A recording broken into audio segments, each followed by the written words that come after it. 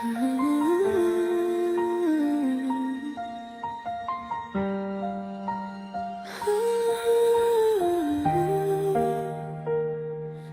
3 de Mayo, nagsugod ang istorya.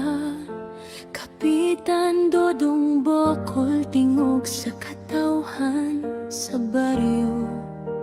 Nagtubog malinawon, lungsod iyang gihigugma. Serbisyo iyang gipanumpa, alang sa tanang nang hinahanglan pa. Dili espada iyang armas, kundili pulong nga matarong. Walay kahadlok mulaban, bisan pag magkasama dang posibleng kasalong. Di daog-daog nga katawan iyang gialalayan, kamatuoran iyang giatiman, bilis sa iyang dughan. O kapitan, among suga sa dalan, imong tingog, among lig-on nga bantayan. Daghan gyud ang naghulat sa imong tingog matag gabi. Paminawon ang tingog nimo nga punog, gugma ug prinsipyo nga way bahandi. Karon lingawan ni, kay dili na namo madunggan imong tingog. Imong tingog, among gihandom, hangtod sa kahangturan.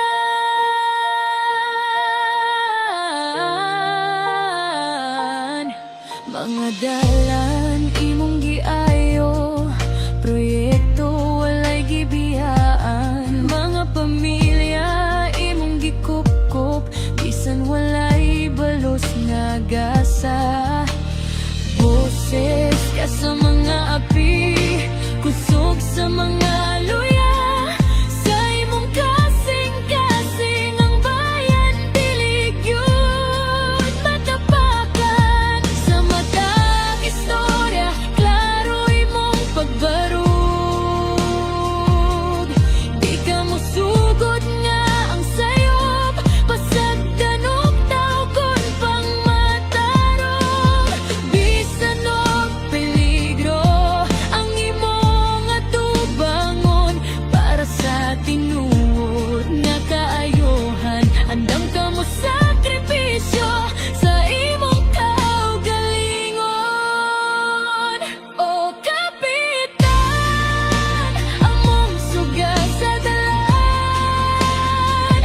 imong tingog, among lig-on nga bantayan. Daghan gyud ang naghulat sa imong tingog matag gabi. Paminawon ang tinuod nga tingog sa usa ka lider nga way bahandi. Karon nahilom ang imong pulong sa hangin sa among barangay. Apan imong mensahe nagpabilin, dili gyud mawala sa among kinabuhi. Ukaw ug maon nga hayag sa imong pagpanaw, nahilom ang kagabhiyon. Kinsa na imo padayon sa imong pagkikbisog para sa among katungdanan.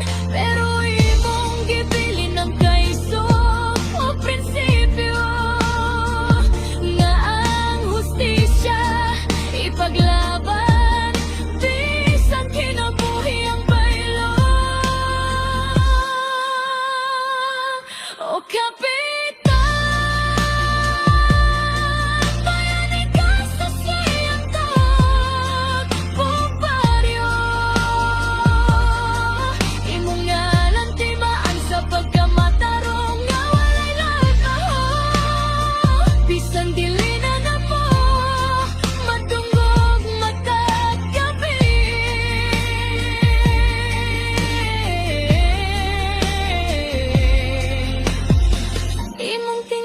Nagpabiling kabayan sa among dala, dili ka malimtan. Sa Digos City, mabuhi ka hangtod sa kahangturan.